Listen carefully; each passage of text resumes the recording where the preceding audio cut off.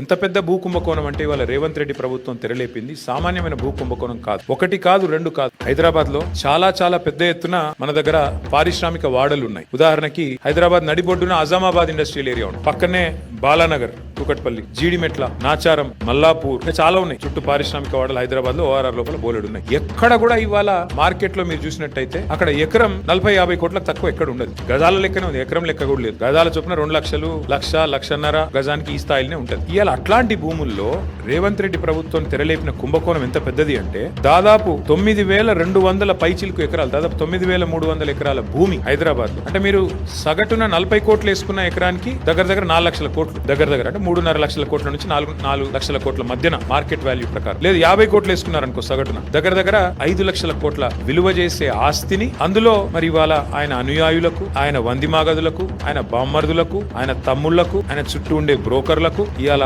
ఒప్పందాలు కుదిరించి ఒక అతిపెద్ద భూ కుంభకోణానికి రేవంత్ రెడ్డి ప్రభుత్వం మొన్న జరిగిన కేబినెట్ సమావేశంలో తెరలేపింది.